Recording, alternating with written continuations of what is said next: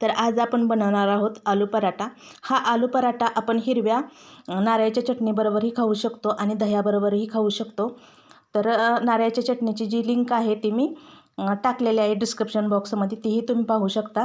आणि ह्याच्यासाठी जे बटाट्याचं मिश्रण तयार केलेलं आहे ते अगदी आलू पराठ्याच्या शेवटच्या टोकापर्यंत गेलेलं आहे, ते आपण पाहू शकता।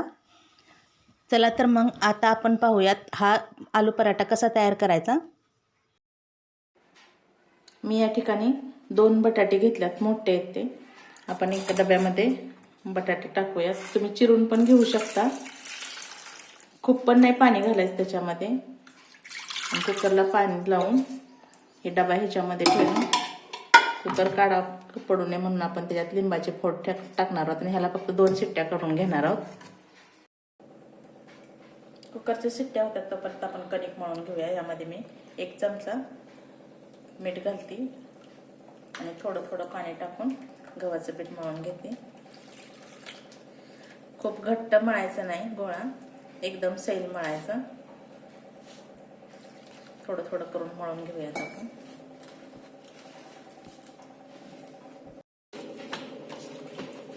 हे बघा, अशा पद्धतीने पीठ मळून घ्यायचं। ह्याला थोडं थोडं पाणी लावून जरी अजून पातळ केलं ना तरी चालू शकतं, म्हणजे जास्त वेळ ठेवायची गरज लागत नाही, एकदम मऊ होतो पिठाचा गोळा। थोडं थोडं पाणी लावून घ्यायचं, एकदम 1 तासभर वगैरे भिजत घालायची काही गरज नसते।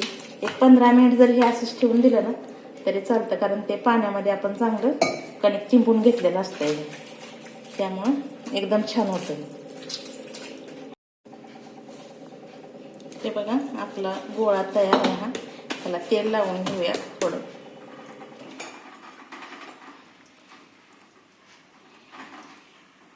आणि परत एकदा मळून घेऊ व्यवस्थित।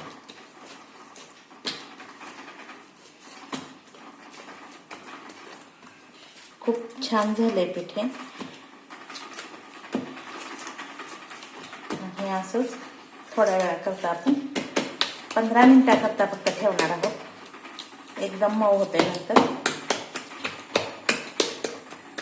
हे झाकून 15 मिनिटाकरता ठेवणार आहोत आपण या ठिकाणी वाटण तयार करून घेऊयात। अर्धा इंच आल्याचे तुकडे करून घेतल्यात मी, 2 हिरव्या मिरच्या घेतल्यात, 8-10 लसणाच्या पाकळ्या घेतल्यात आणि स्वच्छ धुवून कोथिंबीर घेतली। यामध्येच 1 चमचा जिरं घालते आणि 1 चमचा ओवा घालते। हे आपण मिश्रण मिक्सरला वाटून घेऊयात। हे बघा, आपण हे मिश्रण तयार करून घेतलंय, हे बाजूला ठेवूया। आता कुकरमधला बटाटा काढूया बाजूला, कारण तो गार व्हावा लागेल आणि त्यानंतर आपण त्याच्या साली काढून घेऊयात।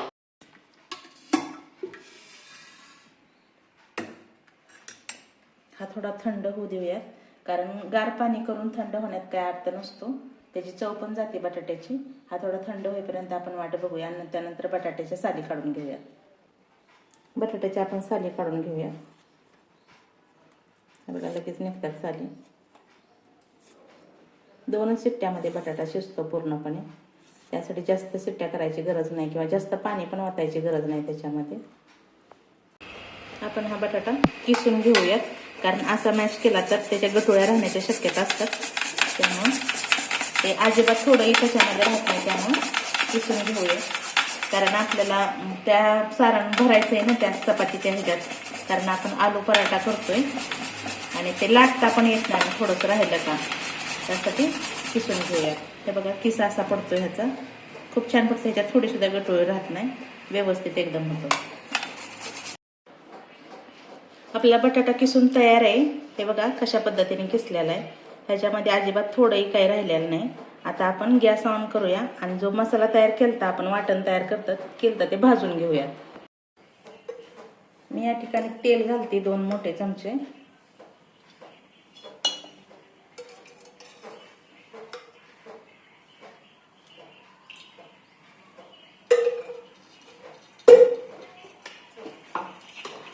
जो मसाला तयार केलता त्याचा कच्चापणा घालवायसाठी, मिरची वगैरे घातली होती ह्याच्यात, त्याचा कच्चापणा घालवायसाठी हे एकदा परतून घेते।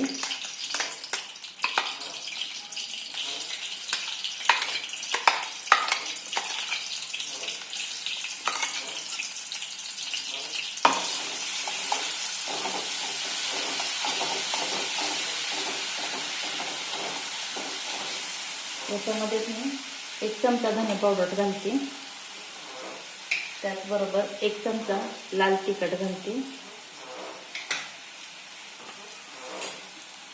हळद घालते 1 चमचा आणि चवीपुरतं मीठ.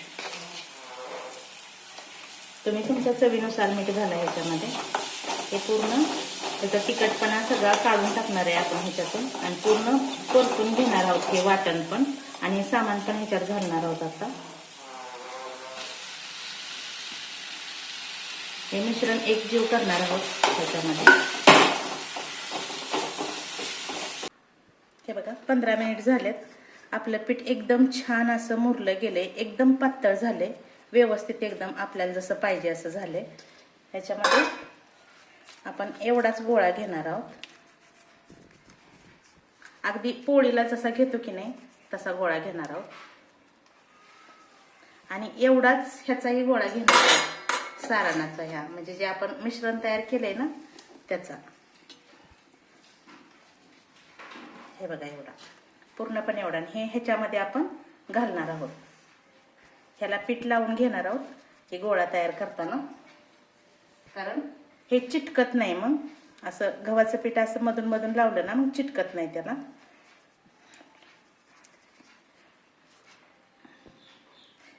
पूर्ण सगळीकडं हे मिश्रण पसरतं व्यवस्थित एकदम. ह्याच्यावरून जरी आपण पीठ असं टाकलं तरी पण काय हरकत नाही. आणि जसं पुरण कसं भरतो त्या पद्धतीने भरायचं, त्यामुळे फुटत पण नाही आपलं हे आणि व्यवस्थित एकदम पराठा तयार होतो आपला. हे बघा हे पूर्णपणे असं करून घ्यायचं म्हणजे अजिबातच बाहेर येत नाही. आणि हे हाताने असं दाबून घ्यायचं पिठामध्ये आणि लाटून घेऊया. मी गॅसवरती तवा ठेवलाय, हे लाटून घेऊया. लाटायचं कसं ते सांगते मी तुम्हाला. हे बघा आधी कडा लाटायच्या ह्याच्या, ते पूर्ण मिश्रण बाजूला जातं, मग अजिबात फुटत नाही. ह्याच्यातलं मिश्रण अजिबात बाहेर येत नाही. आणि मधून मधून आपण त्याला पिठाचा पण हात देणार आहोत. असा दोन्ही बाजूने लाटून घ्यायचंय. खूप पातळ लाटता येत नाही कारण मिश्रण आपलं आतमध्ये असल्यामुळं पूर्ण पातळ लाटता येत नाही, पण जेवढं जमल ना तेवढं आपल्याला पातळ करता येतं. हे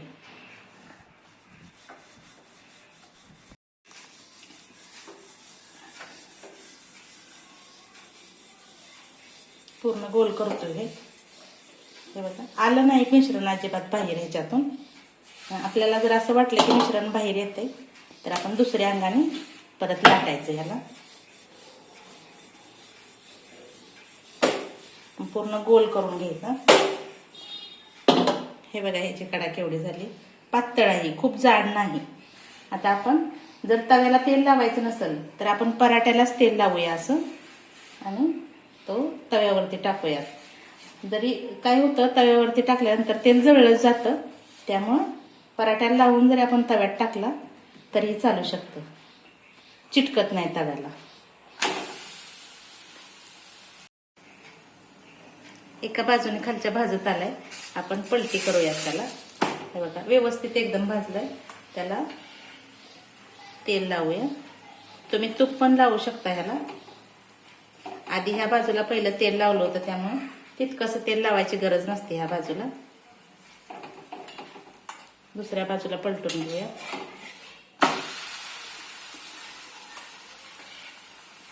ह्याला तेल लावून घेऊया. तुम्ही याच्यापेक्षा पातळ करू शकता, फक्त मिश्रण बाहेर नाही आलं पाहिजे. आणि फुगतोही पराठा, असं नाही की फुगत नाही म्हणून. कारण जर मिश्रण जर चिकटलं नाही ना तर पूर्णपणे फुगतो तो. थोडंसं मिश्रण जर चिकटलं त्या चपातीला तर फुगत नाही. पूर्ण असा खरपूस असा भाजून घ्यायचा दोन्ही बाजूने. हे पूर्ण चिकटलेलं नाही बघा मिश्रण दोन्ही बाजूनी, पण अगदी व्यवस्थित फुगतोय.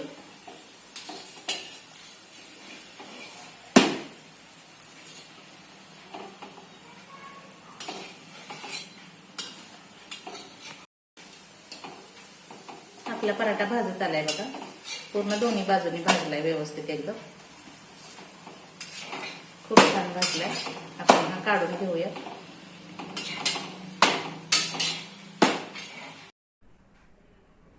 पराठा सर्व कसं करायचं ते मी तुम्हाला दाखवते. आतलं सारण गरम आहे. आपण फक्त हे उभ्या 2च बाजू ही करणार आहे आणि खूप वेळ गरम राहतो हा, त्यामुळं कट करून घेतोय आपण. हे बघा आतलं मिश्रण खूप गरम आहे, अगदी छान झाले.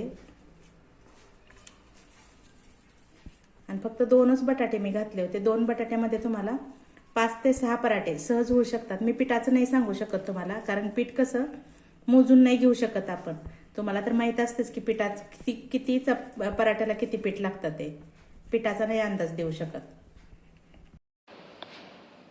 अशा प्रकारे आपला आलू पराठा तयार आहे. ही नारळाची चटणी आणि दह्याबरोबर एकदम छान असा लागतो.